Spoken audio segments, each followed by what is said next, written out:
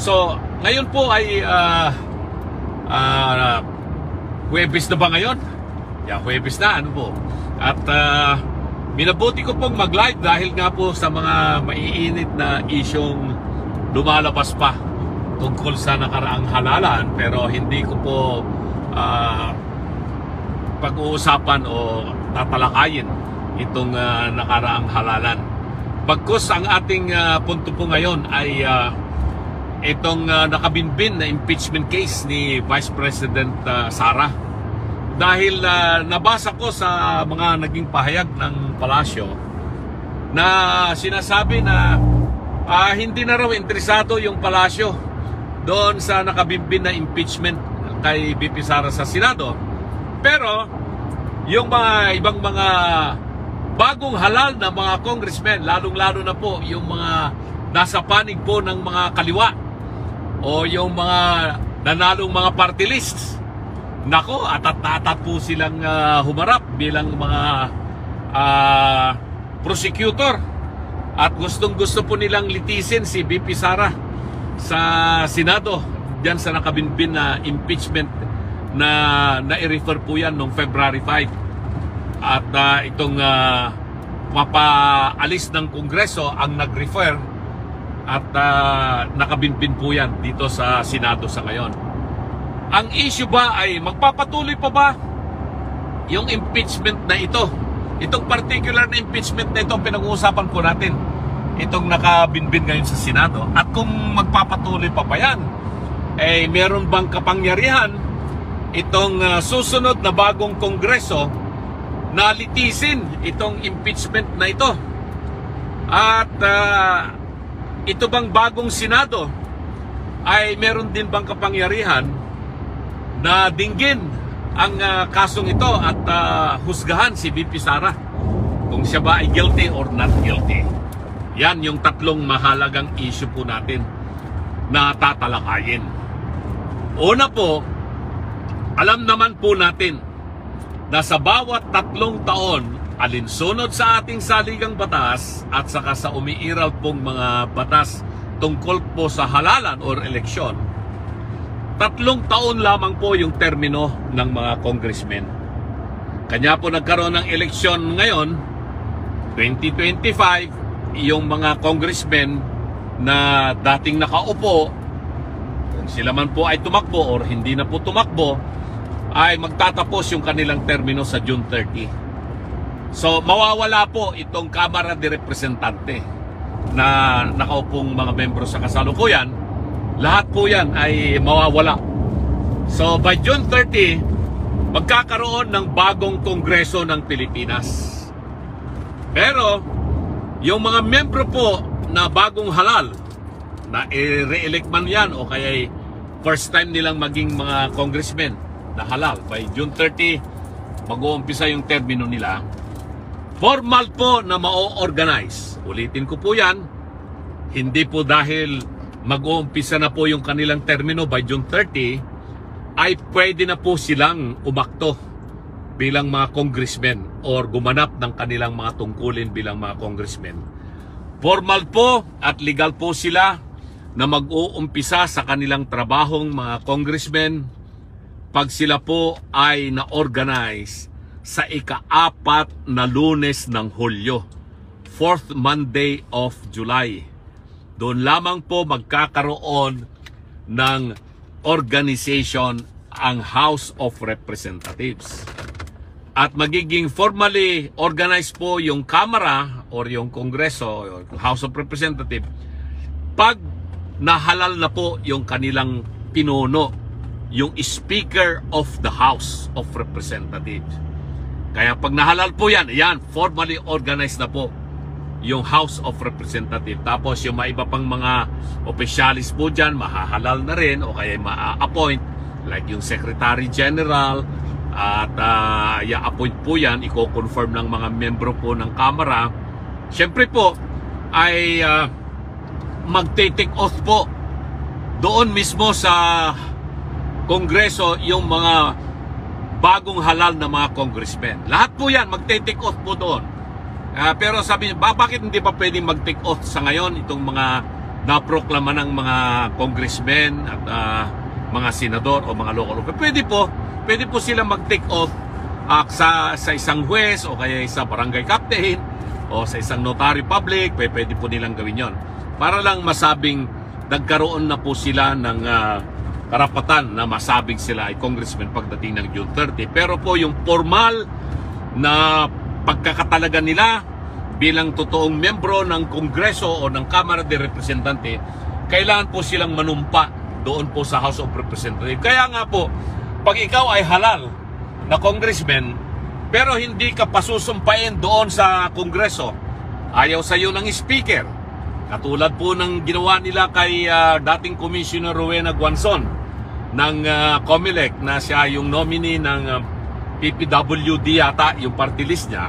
Hindi siya pinayagang sumumpa bilang congresswoman representing yung party list niya. Kaya hindi siya nakaupo na congresswoman at masakit po yun kay Commissioner Wayne Guanzon na kaibigan po natin.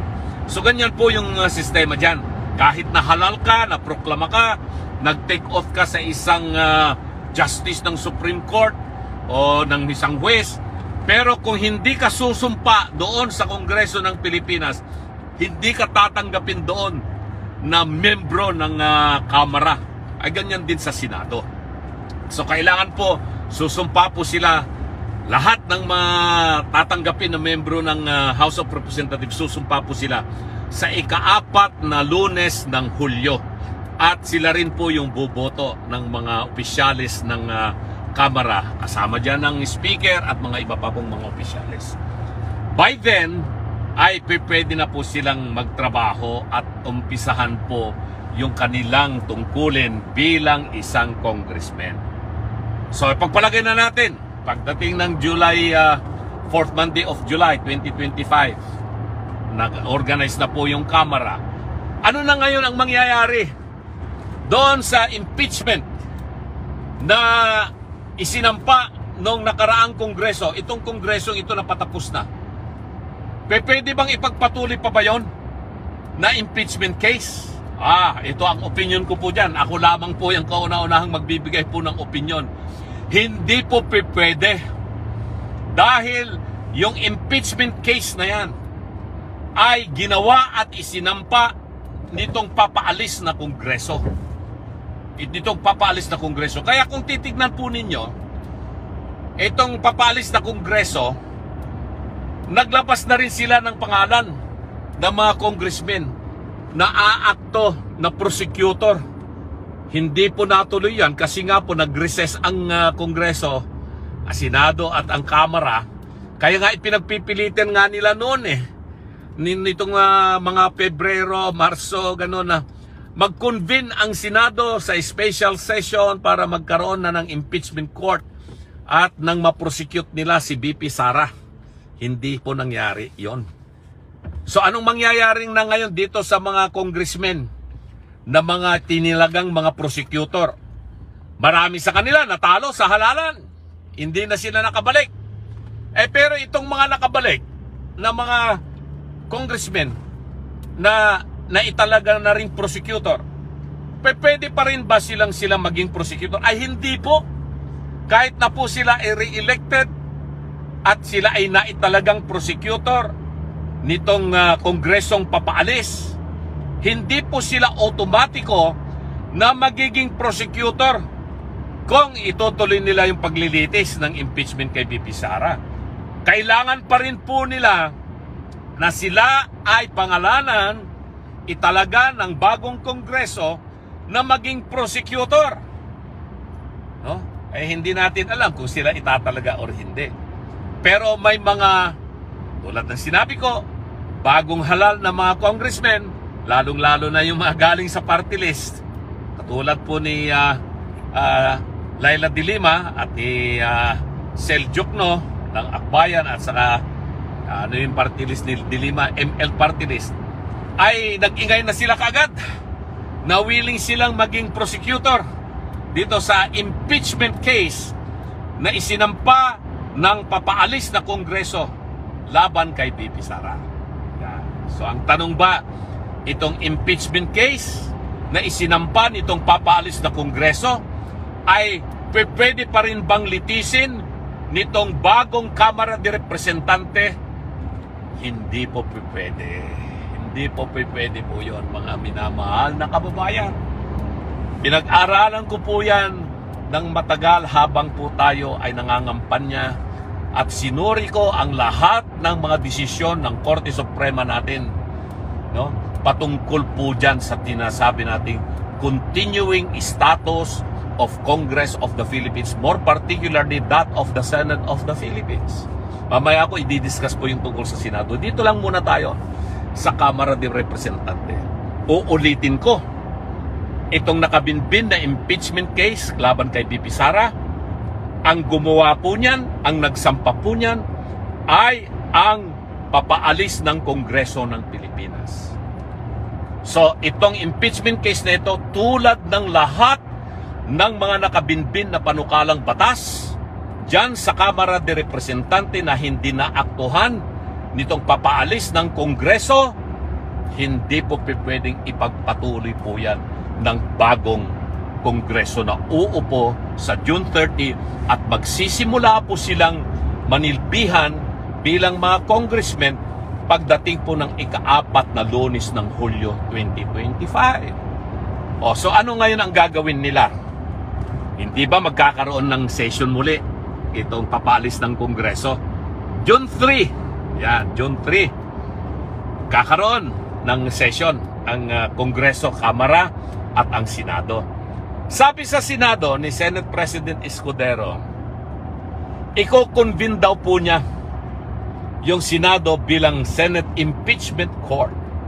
Yan. Tapos, ipapa-approve na raw po niya yung mga Senate rules para maging impeachment rules. Magagawa silang bagong rules on impeachment na susundan po ng Senado bilang impeachment court. Kaya ba nilang gawin yun? Pwede nilang gawin yun sa Senado. Actually nga, para naman po hindi masayang yung mga toga o kaya yung kanilang mga pinatahing mga damit na para maging etsura po nila ay para silang mga mahistrado, isusuot po nila yon. Sayang din po yon. Pera po ng taong bayan rin po yung ginamit po dyan para mapatahi po yung mga trahe di, anong tawag natin dyan? Hindi naman trahe di po, gown. Mga gown nila na kanilang isusuot sa kanilang pagiging impeachment court. So, iko-convene daw nila yung impeachment court sa June 3. Okay yun. Pwede nilang gawin yun. I-approve nila yung bagong rules of impeachment. So, mag-a-appear din. Patatawag din po siguro nila yung mga prosecutor, mga congressmen na itinalaga nitong papalis na Kongreso para na magkaroon din naman ng semblance na sila ay kahit na po natalo yung mga iba dyan sa halalan sa pagka-congressman, masabi lang na sila ay totoo nga namang sila ay prosecutor na talaga. Lahat po yan ngayon ay gustong-gusto po nilang magkaroon ng media mileage. So abangan po natin yan. Magiging isang napakagandang telenovela ng panandalian lamang. Kasi June 3, palagay ko hanggang pinakamahaba na yan, June 15. Papaalis na rin po yung mga yan. Mag-a-adjourn sine day ang tawag nila dyan. Wala na. Mag-e-end na talaga term of office. So, mga 10 araw po siguro yung kanilang magiging session po dyan. So, 10 session days. So, ibig pong sabihin po niyan, kung meron man pong magagawa ang Senado bilang impeachment court po, ay maipadala after approving the rules of impeachment, then they can send the summons. Mapadalhan ng summons si Vice President Sara Duterte and maybe ask her to submit her answer to the impeachment complaint within a period of 10 days. Most likely 10 araw yung ibibigay sa kanya para sagutin itong impeachment complaint na ito. So wala na, ibig sabihin po niyan, hindi pa nakakasagot si BP Inday Sara, mag-a-adjourn na yung Kongreso. So adjourn yung Senado, adjourn yung Kamara. So, ayan, pag nag-adjourn CNJ, baliwala na yung Senate of the Philippines dahil lalabing 2 senador ang maiiwan. Yung mga bagong halal na mga senador, kahit na re-elected sila, kailangan uli nilang manumpa na bagong mga senador ng Pilipinas. At ganun din ang Kamara, lahat ng membro po ng Kamara ay lahat mawawala na sa pwesto by June 30. At pagdating lamang po ng ika-4 na Lunes ng Hulyo, saka po sila legally makakabalik at makapag-umpisa silang mag-perform. Ayan. So, yan po yung sitwasyon natin. So, nagkaroon ng creation of the impeachment court nung June 3. Na-approve yung impeachment rules of procedure. Napadalhan ng summon si BP Sara. Hindi pa nakasagot si BP Sara. Nag-adjourn na yung Kongreso at ang Senado. At yung mga prosecutor naman na naitalaga nitong papaalis na Kongreso, marami sa kanila ay hindi na po sila mga kongresista. At kahit na po yung mga naitalaga na mga prosecutor at na-re-elect, kailangan pa rin po nila na mabigyan ng kapangyarihan para maging prosecutor muli. So, fast forward po natin. Pagdating po ng July, 4th Monday of July, na-organize na po yung Kamara. May speaker na, meron ng mga opisyalis, Secretary General, Majority Leader. Yan yung mga importanteng mga posisyon na kailangan ma-approve kagad para makapagtrabaho. Tapos, syempre, ayan na, Chairman ng Committee on Justice. Importante po yon dahil most likely siya ang magiging head ng prosecution panel ng House. So itatalaga nila yan, gagawin po nila yan.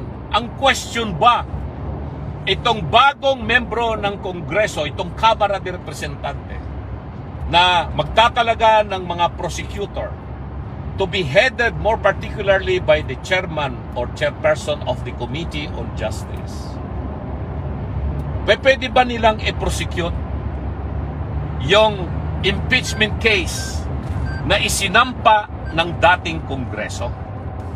Hindi pwede, mga minamahal na kababayan. Kasi yung impeachment case na kanilang isinampa, ginawa po yan ng papaalis ng Kongreso, yung dating Kongreso.